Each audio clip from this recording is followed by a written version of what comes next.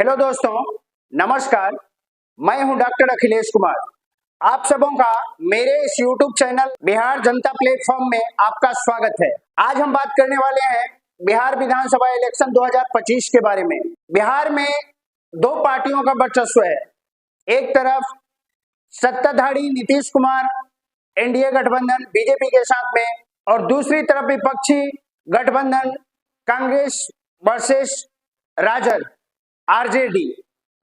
तो समझने वाला बात है कि बिहार में नीतीश कुमार को शासन चलाते हुए लगभग 20 साल से ऊपर हो गए, लेकिन बिहार में आज भी बहुत ऐसा मुद्दा है जिस पे काम नहीं हुआ है। विकास का ढिंडोरा पीटते हैं। रियल जो विकास होना चाहिए वो विकास आज तक बिहार के गरीबों को नहीं मिला है।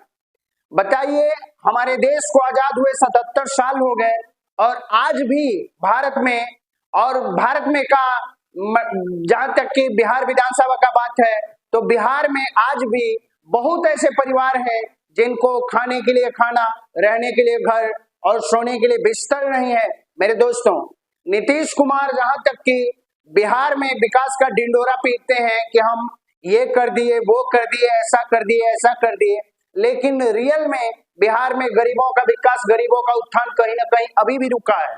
जो साल 1947 के बाद आज तक भी नहीं बदला है और नीतीश कुमार इतना दवा ठोकते हैं कि हम हर क्षेत्र में, हर कास्ट का, हर लोगों का विकास किया है, लेकिन ये कहीं से सही नहीं है मेरे भाई, ये गलत है। आज भी अगर सर्वे करके देखा जाए तो बिहार में मतलब गरीबी रेखा के नीचे 70% जनसंख्या वास करती है। 70% लोग हैं जो मतलब जीवन यापन करने में उनको काफी कठिनाई होता है। सबसे बड़ा 20 साल में अगर नीतीश कुमार चाहते तो बिहार में बहुत सारा रोजगार, उद्योग धंधा दे सकते थे जिसमें गरीब गुरबा का कल्याण हो सकता था, लेकिन कहीं से भी एक फैक्ट्री नहीं लगी बिहार में बिहार सरकार के माध्यम से। और बिहार सीएम नीतीश कुमार जी बोलते हैं कि हम बिहार को चौतरफी बहुमुखी विकास दिए हैं, क्योंकि समझने वाला बात है मेरे दोस्तों कि आज भारत को आजाद होके 76-77 साल हो गए और आजाद भारत में गरीबों के उत्थान के लिए, विकास के लिए आरक्षण का नियम बनाया गया ताकि आरक्षण के माध्यम से गरीबों का विकास हो, गरीबों को न्याय मिले, गरीबों को अच्छा घर मिले, अच्छा पहनावा मिले, अच्छा खाना मिले। लेकिन हमको लगता है कि 77 साल में भी मतलब संविधान के माध्यम से होने वाला जो भी काम है वो नहीं हुआ है। कहीं ना कहीं आज तो हम देखते हैं कि बिहार में माने इंदिरा आवास जैसा सरकारी योजना के तहत उन लोगों का घर बन रहा है जिनके पास पर्याप्त संसाधन है, उनका घर बन रहा है। उनका घर नहीं बन रहा है जिनके पास पर्याप्त संसाधन नहीं है, और उनके पास घर बनाने के लिए मतलब जमीन नहीं है, उनका मतलब उनके बारे में कौन सोचेगा। इतना ढिढोरा पीटते हैं नीतीश कुमार, आखिर उन गरीबों के बारे में कौन सोचेगा जिनके पास आवास नहीं है, जमीन नहीं है। बताइए, एजुकेशन नहीं है।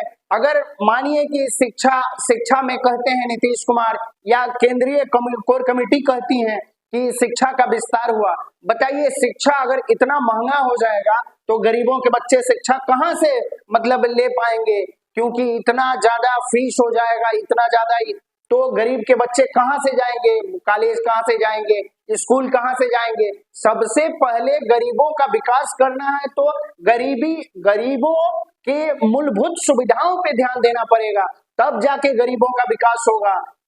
और रहा बात कि मतलब जहां तक कि नीतीश कुमार के रीजन में मतलब बोलते हैं कि अपराध जो है वो 0 टॉलरेंस पे है, लेकिन यहाँ आज भी आए दिन रोज कहीं ना कहीं गरीब आदमियों का हत्या हो जाता है, मतलब उनके घर में डकैती हो जाता है, उनके बाल बच्चों का रेप हो जाता है, फिर भी कोई पूछने और देखने वाला नहीं है, उनको सही तरीके से न्याय तक नहीं मिलता है। तो कहीं ना कहीं मानिए कि 77 साल में अगर इस गरीबी अमीरी का मतलब फासला जो है अगर वो बढ़ा नहीं है, कहीं ना कहीं आज भी बहुत ज्यादा खाई है, तो कहां से समाज विकास कहां से करेगा? समाज विकास तब करेगा जब समाज के हर वर्ग के लोगों का विकास होगा। विकास का मतलब ये नहीं कि जो बड़े हैं वो और बड़े होते चले गए आजादी के बाद, और जो गरीब हैं वो और गरीब होते चले गए। तो ये विकास का मतलब नहीं है।